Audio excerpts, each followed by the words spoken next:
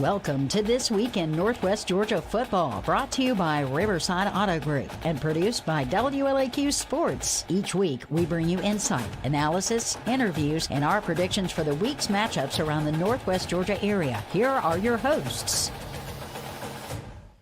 And welcome in, everybody, for another edition of This Week in Northwest Georgia Football here on the WLAQ YouTube channel, also our Facebook Live feed. I'm Matt Davis. He's Ian Griffin. Across the table, we got Grayson Atkins. That's our panel. We're going to be picking some games for the first time in a couple of weeks now, because last week was an unusual circumstance because of GHSA scheduling related to some weather issues. Won't go into all that again, but it basically resulted in a bye week for most of our area teams. So we didn't have any games to pick last week, so we did not have a show. We're back, baby. That's right. It's playoff time. For better or for worse, here we are in all of our glory, to pick these games and pontificate about the happenings of high school football. Speaking of pontification, you boys are deadlocked, am I right? Yes, we are. Yeah, and, so there's a lot on the line here. And I will say this, and I know you were kind of alluding to this in some conversation we were having, in our pre-show meeting, so to speak. And there are some games where there could be some differences this week, without a doubt. It's a brutal draw for a lot of really good football. These first-round matchups it's kind of a head-scratcher, and I get it. The power rankings have made it complicated in the lower divisions, but and it's always been the same when it comes to the region draws. But, I feel like some really good teams are having to face off and could easily beat each other in the first round. That's true. And if we're in one of those situations and you survive that game, that's one of those things that could work to your benefit moving forward, having been tested in the first round and that sort of thing. But, we'll see what happens. But you're right. When, picking these games, I definitely saw a few games where I'm like, yep, we may have some differences in these. So with that said, we'll recap our last week of games real quick. That seems like it was ancient history by this point in time. Felt like it was 1,000 years ago. It really does. It's funny how that works when you're in the rhythm of the season and then you have a break like that. During that break, Grayson had to watch his Georgia Bulldogs get drubbed on the road in Oxford too. So it's tough. I had to watch the Cooper Flag 3 turnovers in 30 seconds last night, and I was rough week for you, buddy. I'm sorry about that. It's a rough week for me. Falcons falconed. Man, That's true. That's very true. Yeah, lots happened since we were last on the air. Georgia Tech became bowl eligible. Yes, they did, pulling the stunning upset over Miami. Jacksonville State threw a Hail Mary pass in their game on the last play and was able to score a touchdown on that Hail Mary from over 50 yards, pushed the extra point, missed it, and then won the game in overtime to become bowl eligible for the second time in a row.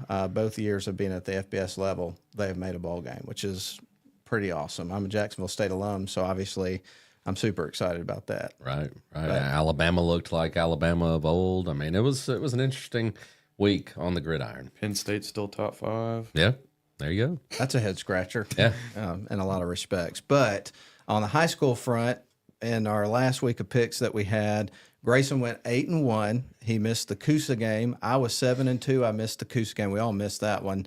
And then also the game that Grayson got on me was he picked Heritage to beat Adairsville, and they did it. Yes, they did. So therefore, he was 8-1. I was 7-2. And Ian, you missed Coosa, the Heritage game, and also you picked Pepperell to upset Hurd. That did not happen. No, it did not. And so you went 6-3. So Grayson and I are tied at 91-16, going into what could be our last week of picks. We'll see what happens. We play that by ear this time of year.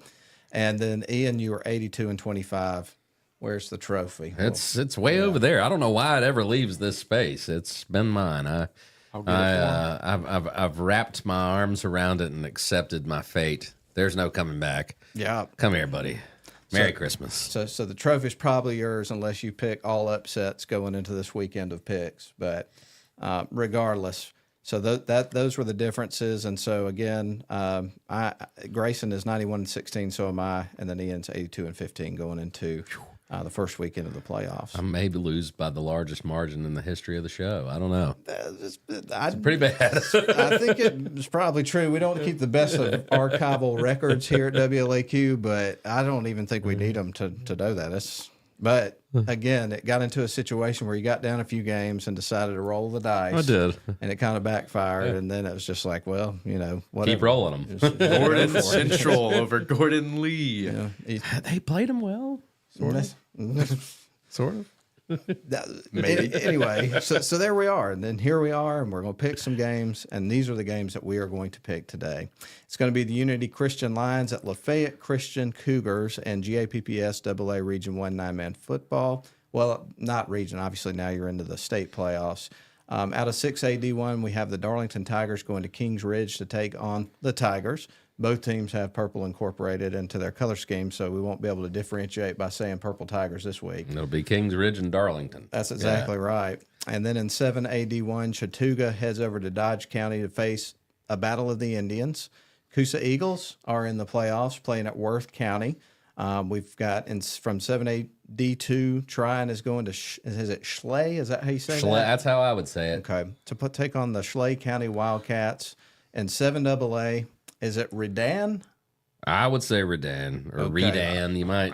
You never know. I've always said Reading. It just sounds better than Redan. I don't know. Probably but, Redan. Redan. That's disgusting. That's who Rock Bar's playing this weekend, however you want to pronounce it. And 7 AAA, Spalding Jaguars are going to Calhoun Yellow Jackets. And every time I hear the word Spalding, I think of the character in Caddyshack. Yeah. Spalding, get your foot off the boat. That's right. In 7-4A, you've got the Cambridge Bears going to Cedartown, Westminster Wildcats at Cartersville. And also, obviously, when I'm saying the region, I'm talking about the region of the team that's from Northwest Georgia, not the team that they are playing against. And then 5-5A, it's the Glenn Academy Red Terrors. The Red Terrors. What a name. Have you guys looked up the origins of that? No. I hope you have some notes. I do. Okay. I'm looking forward Excellent. to sharing what Yeah. I've discovered on that coming up a little bit because it's really interesting. Nice. But they're taking on the Rome Wolves. That'll be at Barron Stadium. So, and there's some other teams around Northwest Georgia that are playing the playoffs this weekend, but we always just pick 10 games. So we apologize to other programs that we didn't put on the list this week, but we got to 10 games, and that's where we cut it off. Excellent. Excellent. It's going to be fun. All right. Well, let's go ahead and take a break, and we'll come back, and we'll dive right in to picking some games. This is This Week in Northwest Georgia Football. We're back in moments.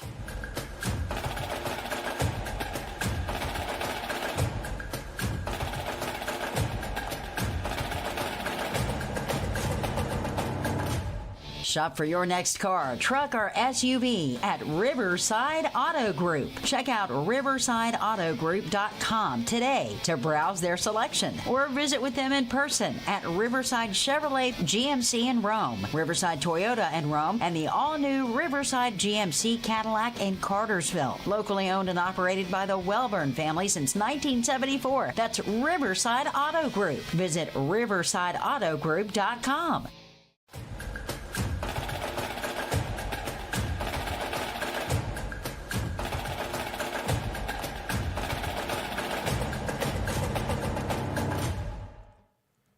Welcome back, WLA crew. We're glad to have you with us here on our playoff edition of This Week in Northwest Georgia Football. We're going to dive in to our first game. And, Matt, I got to let you say it because you're the only one in the room who can.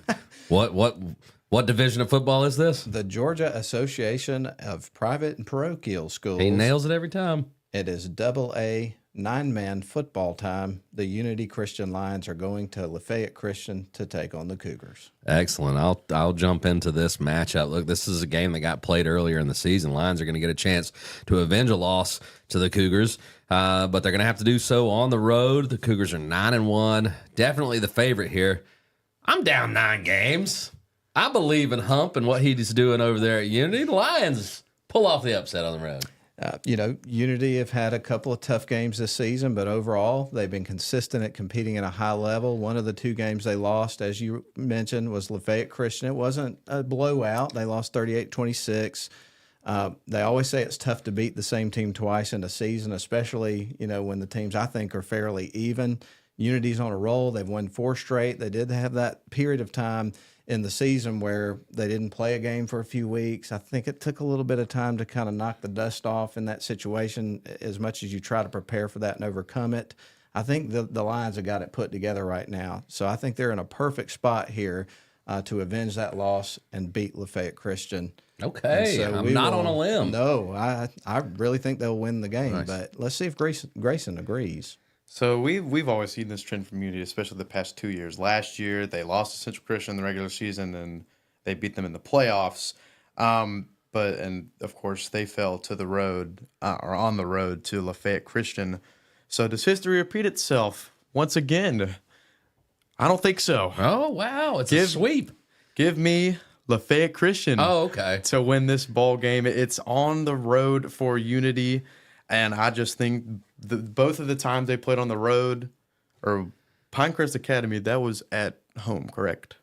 I don't recall, but I kind of look at Pinecrest Academy as a different situation altogether because they were a GHSA team just a year or so ago, and I think the depth situation there is a little bit different than most of the teams that you have there. I could be completely off base about that, but I kind of look at them as a dominant program at this point in time in this league. But so you see it differently is the point there, and so we do have a difference here. First game you picked. I see it's it on now. I see it differently just because it's on the road, and this has just been such a weird season for Unity, and just based on not being able to play games. But it's going to be a close game regardless, because of the regular season, the past few years, Unity, they may lose a game in the regular season, but they're gonna make a run in the playoffs. Nice. But my intuition just tells me I'm going to have to take Lafayette Christian in this ball game. Okay. Well, I will say this. If I do get that pick on you, it's going to be all the sweeter because I picked the home. I picked the local team. Right. Here, that's right. Yeah. So anyway, well, with that said, we'll move on to our next game. Not picking this one because we're broadcasting it, and I think this is a good place to interject an interesting programming note for this for people that have not learned of this detail about this game. However, the Darlington Tigers are hitting the road for the first round of the playoffs, and they have an unusual kickoff time for this one. They kick this one off at 2 o'clock in the afternoon on Friday. I don't know about you, Ian. We've been covering high school sports for about the same amount of time, if not exact.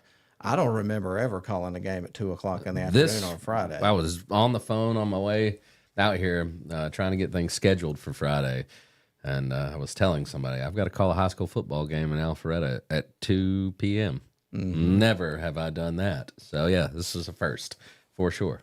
Looking forward to it. We'll have the Coach Grove Show radio edition at 1:15. Then from 1:45, we'll start our Tiger Tailgate pregame show from Kings Ridge Christian. Got all that worked out. Looking forward to it. At 2 o'clock, toe meets leather between your Tigers and, again, the Kings Ridge Tigers. And by the way, coming up on this evening, we're doing this show live on Wednesday. We will have the Coach Grove Show at its regularly scheduled time at 7 o'clock. So you want to tune in for that and get Coach Grove's insight into this matchup more on the Coach Grove Show. But let's dive into this matchup. Sure. The Darlington Tigers are 5-5 going into the game, 3-3 in region play. Kings Ridge 7-3, 2-3 in region play. Have a better record, but Ian, you and I were both talking about this earlier. You got to look under the hood at that record a little bit for the details. You do, absolutely. So 7 wins. Only 2 of those were over teams with winning records. The rest were not just losing records, but by a wide margin. I believe that the Darlington Tigers are by far the more battle-tested team. They've played tough competition all year. Now, the injuries have been devastating, and the numbers, it's the dirty 30 all year, but they've had to play without some of their key players. It's been a next man up, next play mentality that Coach Groves has instilled in these kids. You've got to give them all the credit in the world for how they continue to fight. Sammy Konchesky's not coming back out of that locker room to put on his pads and be on the field. So it's Henry Ledbetter. He got some really valuable reps against a Bremen team that really was disruptive on the defensive line. I don't really feel like he got a chance to get going because they were in the backfield so quickly. I don't think you're going to have that kind of defensive pressure from the front four of Kings Ridge. And I believe if Darlington can get the dive play going and their defense can play like they've played all season, then they're going to have a great chance to go on the road and get Coach Groves' first playoff win. And, a lot of times in the playoffs, it's about the draw that you get. And I think that when you look at the situation the Tigers have had as in terms of first-round draws, I think this is a pretty solid draw that they got. Absolutely. It's going to be a competitive game. I really believe that. But we were not picking this one, but I think it's going to be a fun and competitive game, and I'm looking forward to it. Yeah, me too. So that's coming up on Friday at 2 o'clock. Grayson, anything else that you'd like to add to that before we move on to our next game? Now, I will say about afternoon games. I've had experience with afternoon games at school. It's just been with baseball, but what the opportunity that it presents is the students get to leave school early and go to a football game. Most likely that's the case. That's been my experience with the games in the afternoon. So I think it's a great opportunity for the kids down there to get a lot of support. Maybe all the parents get off work early. I just think it's a great opportunity for both teams. I think it's going to be really competitive, even though I'm not able to make it. I'll definitely be listening, and it's going to be hopefully Coach Groves get that first playoff win.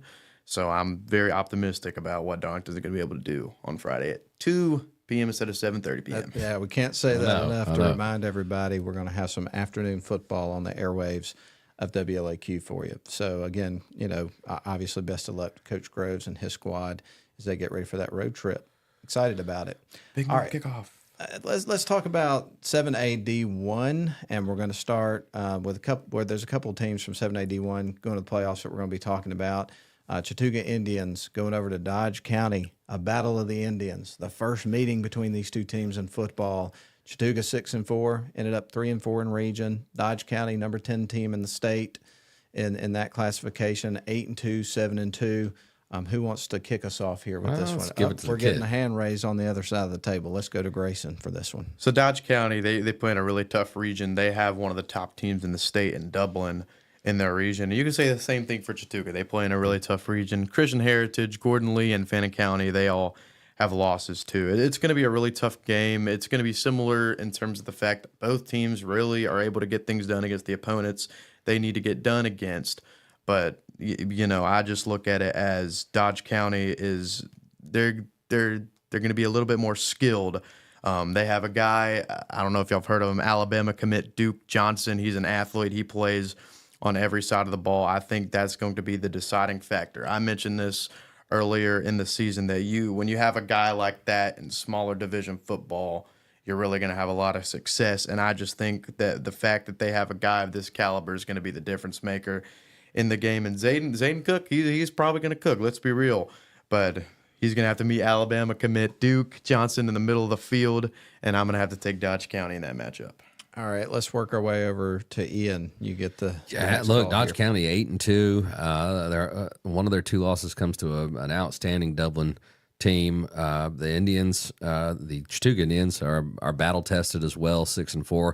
I think they've got a bad taste in their mouth from the upset to Coosa last week. And I don't think Dodge County can stay in the kitchen with Zayden Cook. He's going to get the ball 40 times. He's going to power this thing through, and the Chattooga Indians are going to pull an upset. I think it's very possible. And, I mean, it is one of those situations where Chattooga, they're going to roll with what got them there and that heavy dose of the running game with the ball in the hands of Zayden Cook. Can Dodge County slow him down enough and get their offense rolling? Both teams have scored about 33 points a game, and both teams are playing in the playoffs for the first time in a couple of seasons. So I see a lot of similarities really in these two teams. But in a case where I think it'll be a close game, this is a pretty long road trip. So I'm going to take Dodge County to win this game, but any result of this game is not going to be a shocker to me. So I'll go with Dodge County, but we'll see what happens. So Grace and I are on the same page with this one. Ian, you went with Chattooga. On the limb. All right, let's talk about a team you just referenced, the Coosa Eagles, back in the playoffs for the first time in a while. They are 4-6 on the regular season, ended up 2-5 in region play. They're going on the road to face Worth County, the Rams, a 7-3 team, 5-1 in region play. Series history-wise, this is the first meeting, but I believe there will be some familiarity for the head coach, Jeff Cannon of the Coosa Eagles, because isn't Worth County in that same region that Brantley County was in, where he came from? So he knows about this part of the state and their football and things of that nature, and probably has, I would think, a leg up in terms of preparation for a matchup like this because of that familiarity of the football landscape. Worth County just won their first region title since 1989, and they look to add to that success by winning a playoff game for the first time since 2016. They have played 4 top 10 teams this season, win only one of those games. They were competitive in all those games except for the one against Brooks County. So I'll start this one off by saying, Coosa showed flashes throughout the season, but really put things together in their season finale, 34-27 win at Chattooga. So they have proven to themselves that they can beat a good team on the road. Does that translate to a win here against the number 6 team in the classification in the state? I personally don't think so. but I certainly give them a better shot than I would have a couple of weeks ago before that win against Chattooga. That was a big confidence-boosting win for this program, and it's going to be interesting to see if they carry that momentum into this game. Yeah, well, first I'll start by just congratulating Coach Cannon and his kids on continuing to fight this season. We kept hearing from people who'd seen Coosa in person that the scores were not reflective of the effort, that this team was doing really good on offense and moving the ball down the field. They just were getting in their own way a little bit, but were great between the 20s. Were having a hard time finishing off drives, but that there was a lot of talent on this team and that they were better than their record indicated. Well, they certainly showed it by going to Chattooga and getting that win, and it gives them an opportunity to get this playoff experience. Now, you're drawing a Worth County team that's really good. You mentioned those 4 matchups against top 10 and their losses coming against those teams. So that's Irwin, Brooks, Fitzgerald were the 3 losses. The Fitzgerald game was a pretty close. It was pretty close. It was. Those are, when you talk about those programs, those are power players, man. And really, like you said, Brooks was the only one that got away from them. So I think at the end of the day, Worth County is just going to be too much for the Eagles, but we've got to give the Eagles a lot of credit for fighting and getting a big win on the road and getting the opportunity to go see what they can do against Worth County. All right, so we agree on that one. Let's head over to the other side of the table to Mr. Grayson Atkins and see his take. Yeah, I think them making the playoffs is testament to what Coach Cannon's done for this team. It certainly was not on my bingo card that they were going to make the state playoffs just because the past few years have been kind of rough, but he's obviously made a big culture change, has these players involved, but it's on the road. You're playing the number 6 team in the class. They've had some spectacular wins. They beat Thomasville, which was a very convincing win. Thomasville has been a powerhouse the past few years. They're on a roll. They're beating some of the top teams of the region. I just mentioned Thomasville, but I don't think Coosa has the firepower to win this ball game. Coach Cannon may be familiar with the style of play that Worth County has, but it's a different team, and especially it's a different team from Worth County this year. I think they're going to handle business. And a long road trip. It's South Georgia. I mean, it's ridiculous. I don't think Coosa's going to be able to get it done, but what a spectacular run that Coosa has been able to have this year. All right, folks, we have concluded this particular segment. We're going to take another break. When we come back, we're going to talk some more games, but we're glad you're with us for this episode of This Week in Northwest Georgia Football. It's round 1 of the playoffs. We're excited to talk about some playoff games. More coming up when we return. We'll be back.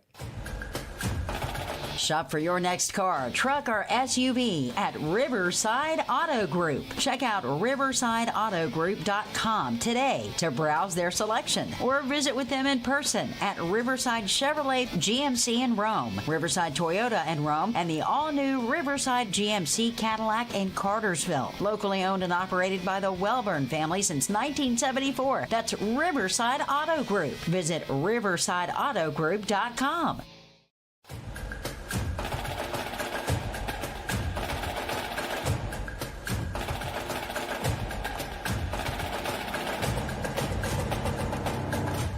All right, ladies and gentlemen, we are back to picking some ball games, playoff edition with the WLA crew, and we're going to open up with the Tryon Bulldogs at the Schley County Wildcats, and this is one of the more even matchups in the state, and this is completely different than what I thought it was.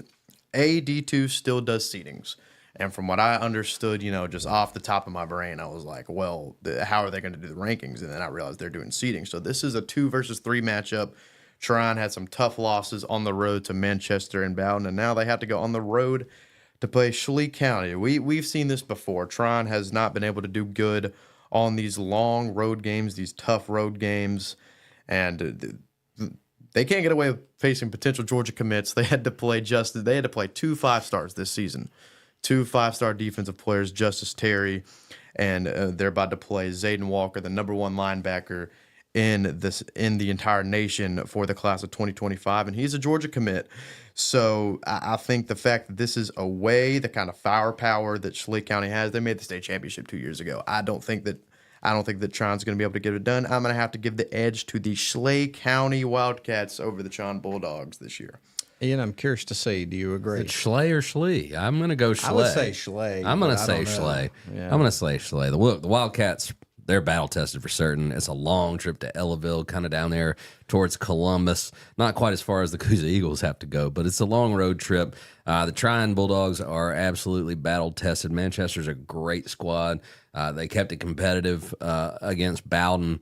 So I think you got two really tough teams here. Tryon has struggled on road games in the playoffs, but I think it's time for them to slay the Wildcats. Oh, brother! give me Cade Smith and the Bulldogs. He's been waiting on that chance there. Yeah. Well, series history-wise, Wildcats, they lead it 1-0. Only meeting resulted in a 40-13 win for the Wildcats in the second round of the playoffs in 2018. Tryon had a better overall record than the Wildcats, but because they had to face a couple of giant state powerhouses in Bowden and Manchester in region play, they got the 3 seed and they play this one on the road. It's a tough draw, I think. I think it's a tough draw for both teams. I do too. But I've got a hunch on this one. I'm kind of with you on this, Ian. I think the Bulldogs are going to pick up the victory here. I really do. So I'm going to go with Tryon to pick up the win I've on been the the road. lone star for 2 of these matchups. Yeah. Well, it's we'll see what happens, but I agree. I feel like Tryon wins this game, but we'll see what happens. All right, let's move on to the next one. This is going to involve a team out of 7AA, the Rockmart Yellow Jackets, who have won 8 consecutive region titles, capped off of another one a couple of weeks ago. So congratulations, of course, to Biff Parson, their coach, and the players and the community, because that's a big deal. It's been exciting to watch the continued success of this program. And another one of those teams where we're not totally clear on how to pronounce it. I would have thought Redan, but I think you thought it was Redan. I'm saying I'm letting my Southern boy shine on this one, calling him Redan. Anyway, the Raiders are 3-7, 1-3 in region play. Rockmart's 8-2, ran the table in 7AA. Who wants to start this one? I don't think there's a lot to talk about here. Honestly, this game's at the Rock. Everybody's going to be full on Pizza Farm and ready to rumble when they get there. Redan's 3-7, and they've got to go to Rockmart. I think Redan's redone. Oh my gosh, he is. Yeah, he's throwing out all the stops today. Something about you and the dad jokes today. First, you start out with the Slay's going to slay Tryon, and then you say Redan's going to be redone. That's right. Man, I don't have too much to add. Rockmart's going to win big. They're the number 1 ranked team in 2A for a reason. They're battle tested. They get it at home. No shot. Redan, they're redone. There you go. Look at it. That's recycled. Oh my gosh. I'm on a roll today.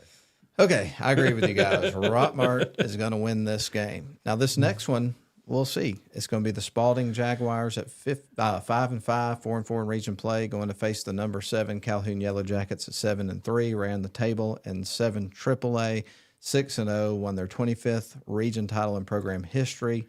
In addition, played a loaded non-region schedule that tested them early in the season.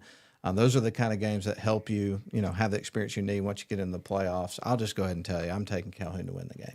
I'm going to agree with you here, but this is the beginning of a trend that continues for the rest of our picks, in my opinion. I think Spalding's way better than their 5-5 record. If you look at their schedule, 5-5, but they've played some really, really good teams. So has Calhoun. This game's at the Reeve. I'm picking the Jackets, but I think this is actually a pretty tough draw. I won't be surprised if it's close. Now, that's my sense on that one, too. I picked Calhoun right away, but I don't think it's going to be easy. All right, let's see what Grayson thinks. I dived into it, and we mentioned the schedule. They had to play Sandy Creek, who is most likely they're the favorites to win 3A. Like that region's a buzzsaw, but I just think that Calhoun, they're both teams are battle tested. I mean, that's one thing you got to tip the cap to both teams. But the deciding factor is it's at the Reeve, and you're not going to walk into the Reeve and beat Calhoun unless you're the Cartersville Purple Hurricanes. So I'm going to have to take Calhoun to win this ball game. All right, so we agree on that one. Why don't we take another break? We'll come back because we only have, let's see, we got 3 games to pick. So we'll take a break. We'll come back. We'll pick 3 really exciting matchups. We come back to wind down this episode of This Week in Northwest Georgia Football. We'll be right back.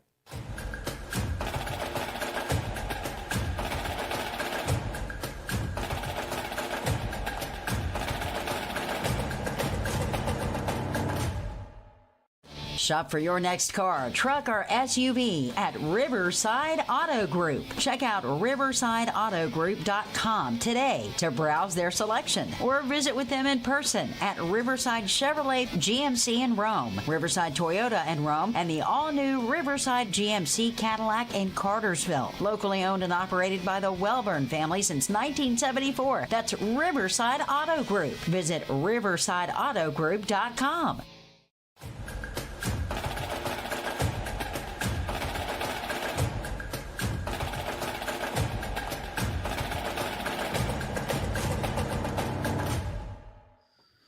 Well, we are glad that you're with us. We got another segment here of this episode of This Week in Northwest Georgia Football. Got a few more games to talk about. We're going to talk about a couple of teams out of Region 7 4A, and one of them is going to be the Cedartown Bulldogs, ranked number 6, 9-1, 5-1 in region play. They're hosting the Cambridge Bears. Really good matchup here, 8-2, 2-2. Should not be a first-round matchup. I hear you. It's just one of those things that shakes out the way that the regions, match up and everything in the playoffs and seeding. But Ian, you've dove into this one in pretty good detail. So what you got on this one? I mean, again, I'm Grayson stole my thunder there. Cambridge. This is what Cedartown gets for being 9-1 with their only loss being a very, very close loss to Cartersville. And they get Cambridge. This Bears team is really good, but the game's in Cedartown. Cedartown has proven to us all year that they can dictate the pace of play with their running game and a very, very stingy defense. They slowed down a high-powered attack in Cartersville, had their chance to win that game, only giving up 19 points to the Purple Hurricanes. I think they can do the same thing, and with the support of the home crowd, I think they win a very hard-fought game, but I agree. This is one of those cases where you're drawing a 3 seed that is way better than a 3 seed. Yeah, I really hope that Cedartown is still in the playoffs after this week, because you do kind of hate to see those tough draws like that and have some of the better teams in the state get eliminated because of those matchups early on, but it's just the way it is. But the game that stands out, for Cambridge in terms of their wins is the 31-19 victory over Calhoun. But I'm with you on this one, Ian. I really believe in Cedartown's ability to dictate how this game flows, because even though they lost that game to Cartersville, they kept it close, and they had the kind of ball game that they wanted. The recipe was there for that win. Yeah, there's no doubt. It just didn't go their way, but they're just going to come out and do what they do, and I think in this case they're going to find a way to get this game at home, and we'll see what they can do from there. I'm excited about it. It's going to be awesome. All right, let's see. We're going to go across the table here and see if Grayson agrees with the old fellers. Looking at their schedule, I mean, their 2 losses in the region were Blessed Trinity, who's always going to be a powerhouse, and then you have Kell, who's kind of been on the upward scale. They've been pretty good the past few seasons. I mean, that's a brutal region with BT and Kell, but I mean, we saw what they did to Calhoun, but I just think Cedartown's going to have their way physically. I mean, looking at the roster, DeMarcus Gardner, of course, Tay Harris, I mentioned him, Michael Giddens Jr., that tough linebacker. I just think that they're really going to have their way physically, control the clock, do what they do, and Cedartown's going to be rocking. They got it at home. It was rocking versus Cartersville, so it's definitely going to be rocking for a first-round matchup against one of the toughest draws in the state, regardless of class, so I'm going to have to take the Dogs in this one. All right, so it's unanimous in terms of our panel who we think is going to win this game, and now we're going to talk about the Westminster Wildcats, 5-5, 2-2 in region play, facing the number 2 in the state, Cartersville Canes in 4A, 10-0 perfect record, 6-0 ran the table in 7-4A. Here's some interesting series history to kind of tee this one up. Westminster leads the series 3-2. The last meeting was in 2009. All previous meetings were during the Frank Barden tenure at Cartersville.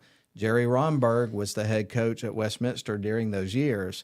Guess who is the head coach at Westminster today? Jerry Romberg is the coach. I suppose that it's Jerry, Gerry. Yeah, is that right? So. Yeah. Gary. Is it Gary or Jerry? I would go Jerry. I would say Jerry. But anyway, all that said, Romberg is in his 33rd season at the helm of the Wildcats. He has posted a 239 to 145 win-loss record with 7 region titles, had a state championship back in 2015. And I just wanted to point all that out because I mean, it's not common in any era to see somebody be with a team that long, especially in today's era. Yeah. So I think it's awesome, the longevity that he's had with that program. It's his program. Yeah, that's pretty awesome. And all of that. The Canes, obviously, they've been an unbelievable team this year. They've been battle tested. We talked in detail about their victory of a really good Cedartown team, and that's just one of the games. They played a tough schedule.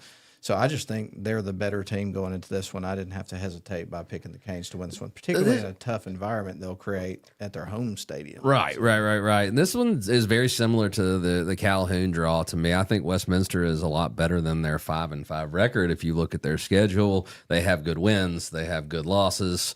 They were competitive in every game they played. So I don't think that they're going to walk into Cedartown and be overwhelmed by the amount of talent that the Hurricanes have. But, yes, Cartersville, thank you.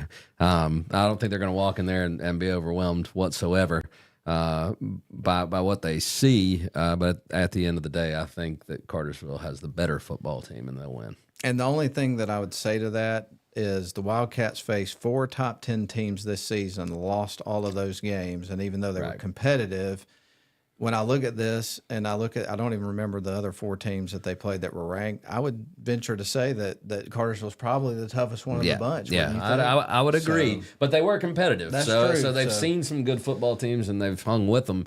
So, I could see it being close again, but, Cartersville's going to win at home. I think it'll be competitive, but I guess what I'm saying is I'm comfortable picking Cartersville to win, I guess. Yeah, that's exactly how I felt about the Calhoun game. There you go. So we agree with that one. What about you, Grayson? Have you picked this one? Marist and Westminster probably have the 2 longest tenured head coaches in the state. Marist's head coach has been there since the 80s, and they're both in the same class. I think that's an interesting talking point if it comes down to it, and Cartersville gets a draw against Marist. But Westminster's pretty good, but I just think that Cartersville defense they're going to be on lockdown. Amazing secondary, amazing defensive line. Seeing the talent that Cartersville has in that receiver core. Brady Marchese has really been on the recruiting trail a whole lot recently. We saw what he did against Cedartown. He was torching that secondary. So I think that receiver core is going to be the difference in the game and what could be the difference in the rest of the state playoffs. So I think Cartersville is going to absolutely dominate at home. So he thinks it's going to be domination. I don't know about that, but we'll see. This guy's been high on Cartersville all year, no though. doubt. He was shocked that Cedartown was able to do what we thought they would do. I wasn't shocked. You were shocked. No. You were shocked. Yeah, okay, buddy. Shocked. I'm super excited about talking about this next one. I can't wait to find out. I can't wait to find out how they became the Red Terrors, because that is a fantastic name. If there's anybody you want to get about miscellaneous information about football teams, I would go to Matt Davis. All right. About this. Lay it on us, man. I want to know what the mascot looks like. I want to know where it came from. I hate to say this because I realized this as we started talking about it, that we do have the technology that I could have prepared for this, and I totally dropped the ball. I'm running on fumes today. I got about 5 hours of sleep yesterday. But I could have put a picture of this mascot on here because it's the most unusual mascot I think I've ever seen. But Glen Academy, the Red Terrors, are coming to Rome to face the Wolves.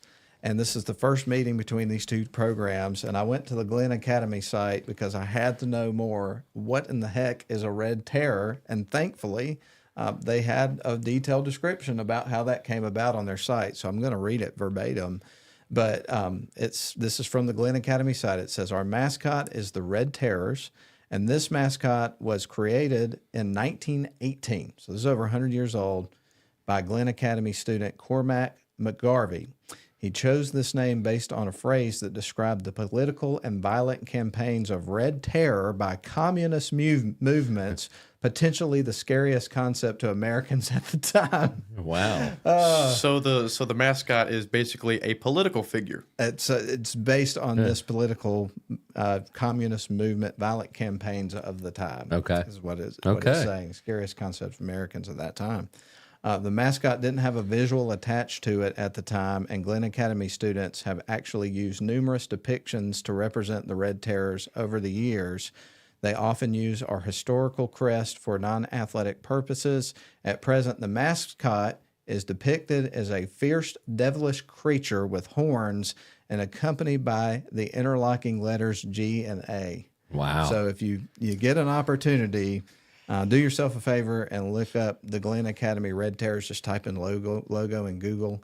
with all that, and you'll get to see some of those versions. Very of nice. that I'm going to have to do that as soon as we get off the air. You won't sleep tonight. Get ready. It's crazy. Red tears are going to be in your dreams, Ian. I know. That's exactly right. So now that I've given you all that stuff that does not have any application to the game, who wants to break? Ian, you went to Rome. I did. I went to Rome. Class 98. Guys, I don't think you.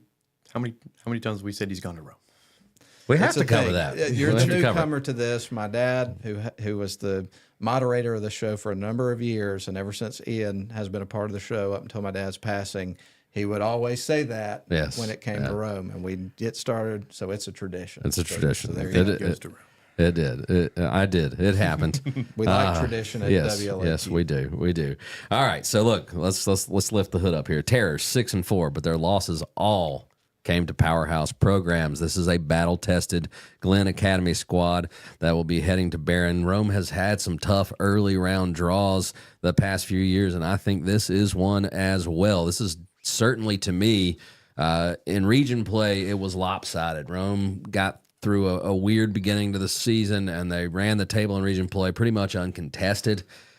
Sometimes that's a bad thing because you haven't had that close game that you've had to overcome some adversity. They've been on cruise control, and now I think the Terrors are going to come in here and probably be a much tougher test than they've faced since non-region play. So Rome's going to have to be ready for this because I think this is a team that can punch them back.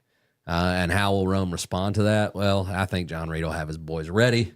I think they'll get the win, but I think this is a 4-quarter fight. If I'm guessing, I'll be surprised if it isn't. But I'll pick Rome to win in advance. I'll be honest with you. This is one I just don't personally. I didn't get a good feel for it when I was looking at all the details about the game. But I guess I have a tendency to agree with you, Ian, that it might be closer than people might suspect going into the game. But when it comes down to coaching and things of that nature, even if they get tested early on, I think that, the devil's in the details there, and that the Rome Wolves coaching staff will find ways to make adjustments throughout the game and kind of regroup as need be. And I think they're going to be okay. And I think they have it put together and are clicking on all cylinders right now. So even if they get off to a slow start, I think they recover. So I'm going to go with the Rome Wolves to win the game. What about you, Grayson? Something about the dad jokes today, man. Something about it. We are both dads. Very true. Yeah, I'm 17 years old. Can't be a dad yet. Yeah, you could. So, oh, come on, man. So, last two times the South Georgia last two times. Oh, my God. All right, moving along, fellas. Let's keep the main thing. I just heard y'all laughing. I just couldn't hold it in. But last two times the South Georgia team came up to Rome ended up getting beat. But third time's a charm. Glenn Academy isn't on the level of Toombs and Thomas County Central. I think Rome's going to win this matchup. Communism doesn't prevail this time. And oh, wow. I think it's a live one today. I think this sets up an Elite Eight home rematch against Thomas County Central. And we're going to have to stay tuned for that one. But I think this is what sets up what could be game of the year. Rome or Thomas County Central could come up to Rome, and it's going to be a fierce rematch. And that's the talking point I've had since I looked at the bracket is that Region 2, Houston County, Thomas County Central, and Lee County. It's a tough draw for Rome on this side of the bracket, but I think they're going to get it done at home and then move on. I mentioned it 1,000 times. What could be an Elite Eight rematch? All right. So you boys have two differences. Could end up in a tie. What happens there if we don't have a show next week? We find it out. Really sure. Coin toss? What are we doing? We'll figure that out. We may have a show next week. We'll see what happens. We'll come up with some kind of tiebreaker scenario. Whoever wins the Georgia Tech game. No, we're not doing that. No, we're not doing that. So we'll come up with something and it'll be fair. Excellent. Yeah. And impartial. Well, it's going to be an exciting Friday afternoon into evening of action for our local teams since we get started at 2. You want to let everybody know once again the changes to our usual coverage? I do, because I don't think I went into every detail about that because I think I left off the scoreboard show when we started our conversation about that. So here's our football coverage for this week. It'll start well, we just had this show, obviously, but then this evening we got the Coach Grove Show on YouTube and Facebook Live for WLAQ. So we'll have Coach Wayne Groves with us at 7 o'clock Wednesday evening. Then we will have on Friday at 1:15 the radio edition of the Coach Grove Show. At 1:45, we're live for the Darlington pregame at Kings Ridge Christian, which is in Alpharetta. 2 o'clock, Toe Meets Leather between Darlington and Kings Ridge. And then coming up in the evening, we're going to have some college basketball. Clean old-fashioned hate on the hardwood. It's the Georgia Tech Yellow Jackets and the Georgia Bulldogs, 7:30 pregame, 8 o'clock. It'll be the tip-off of that game. And then after that, we'll probably forego the post game and get you ready for the Rome Orthopedic Center High School scoreboard show right after Georgia Tech and Georgia play basketball. We run this state. Go Dogs. Anyway, with that said, we'll just see how it goes. Yeah. And one of the things that does happen, at the Georgia Tech game this weekend is they're retiring Dennis Scott's number. That's so it'll awesome. be a special ceremony. That's awesome. And it's funny because I read a comment from him originally when they announced when they were going to do that this season. He was disappointed it wasn't during their ACC schedule, but then he had a few moments to think about it and said, I still hate the Bulldogs, so let's do it that night. Nice. So it'll be even sweeter for them if they're able to pick up the win, which I would consider at this point an upset for Georgia Tech to win that game against Georgia. And if you go to the games, Scott's there a lot. He Yeah. supports the program and is there live and in person. A real nice guy. I got the opportunity to meet him last time I was at a game. That's awesome. Yeah. I had an opportunity. I didn't meet him, but him and the rest of Lethal Weapon 3 were there doing autographs, and I had a friend of mine that stood in line and got me all three of their autographs, and I got a poster in my office from that, which is pretty neat. I still have the AJC Lethal Weapon 3 insert that they did when they made the Final Four. Man, I've saved that paper, and what a great team that was. No question. Talking about meeting famous people since we're on the thing. Last year at the Georgia-Alabama SEC championship game, it was so random. I somehow met and got a photo with Theo Vaughn. Did you Well, how about really? that? Yeah, Wow, I very do, in cool. fact, have a photo with Theo Vaughn. Then he went on College Game Day, and those are some of the craziest pics I've ever heard or seen in my life. Yeah. Just telling stories about how he had some shots in his arm at Toledo and some other really funny stuff. And then, of course, Pat McAfee calling the Dogs. Said, "Give me Alabama." Well, it's funny that you mentioned that because I'll give you a little preview of the Coach Grove show for tonight, and this was unintentional coming up in this conversation, but our getting to know Coach Grove's question of the day on the show today is, who are some of the most famous sports people that you've met? Because obviously, through his coaching and everything, I'm sure he's met, probably Kirby Smart and some different coaches like that over the years. So be curious to see what he has to say about that. I mean, I saw him. I saw him at the Dark Side of the Moon when I was playing some music, and he's buddied up with Will Muschamp. It just happened to be in the bar. So Wow. Coach Boom. Now, of course, he has local ties, but There's going to be a lot of feedback on that question. I more think likely. so. So, all right. Well, guys, this has been a lot of fun getting together and picking these games. And who knows, we may get together and do it again next week. But either way, we got two differences. And if I get both of them, this is the last show, everybody. Just kidding. No, didn't get a response from anybody. I mean, there. it doesn't matter to me. I gave up a long time ago. I'm just enjoying watching the dogfight between you two. Yeah, it's fun times. Yeah. All right. So that puts a wrap on this edition of This Week in Northwest Georgia Football. Thank you guys for being here. Appreciate you both. Always a pleasure. Everybody for watching. We appreciate you and hope your team wins this weekend. That puts a wrap on this edition. This has been another edition of This Week in Northwest Georgia Football, brought to you by Riverside Auto Group and produced by WLAQ Sports. We appreciate you tuning in and invite you to tune in again next week. Please like, share, and subscribe.